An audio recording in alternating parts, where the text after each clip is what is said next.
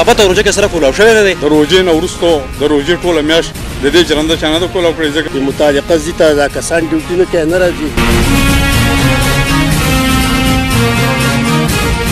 د محکمه بهبود آبادی ضلع سوات فلاحي مرکز کوکارۍ د ډیرې مودې راسي بند پروت دی چې د وجنې د علاقې خلک ډیر تکلیفونو سره مخ دي. د فلاحي مرکز ګاونډي کورواله عمران خان وایي چې د روژې ثابته میاشت د دې جرنده هم چا نه ده کولاو کړې. د روژې ټوله میاشت د دې جرنده چا نه ده کولاو کړې ځکه زه خو په دې طرف باندې ورځې یو دا زما کور دی یو 200 پیرې ځمه او راځمه نو د دې خو په روژه کې د روژې نن د اختر 12مه 14مه ورځ ده دا جرنده لا چا د اوسه پورې نه ده کولاو کړې. پرون په دې باندې د 8 بجو نه واله د 12 بجو پورې 11 ښځې دې ته ناستې وې. بیا ورته ما ویل ما خو ورځئ ما دا خو دغه شی دی ما دا خو بند شی ما دا سرکاري ځای نه دی ما دا زموږ ځای دی ځای اوسه ما دا خو که په کرایه وی خو څوک به وایور صرف لرکو څوکیدار به پکې په دې کې نه څوکیدار شی نه پکې بل څوک شته او څه چل کوي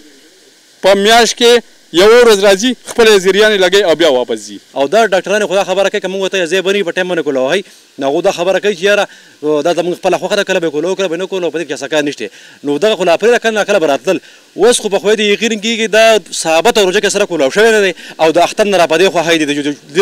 چوټیانې سرکاري به چوټي دي بس یې وایي. ټاکلې شوي بلدیاتي ممبر سلطنت خان د محکمې بهبود آبادۍ په عمله باندې د سختو ټکونو وروستو نائب ناظم کوکاري ټو محمد رحیم خان د محکمې د اعلی چارواکو نه د سخت قانوني کارروۍ غوښتنه کړې ده. د مطابقه ځي ته دا کسان ډیوټي نه کوي نه راځي.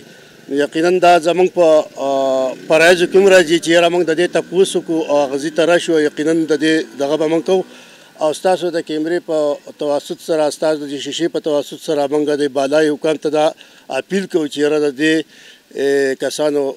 خلاف دې کارروي وکړی شي او موږ په دې باندې ډېر زیات افسوس کوو چې یاره دا کسان بلکې موږ دا خبره هم اورېدلې ده چې یاره دلته چې څوک کسان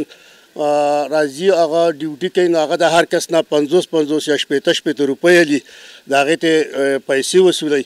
نو یقینا په دې باندې موږ د افسوس اظهار کوو او دا یو ډېره غلطه خبره ده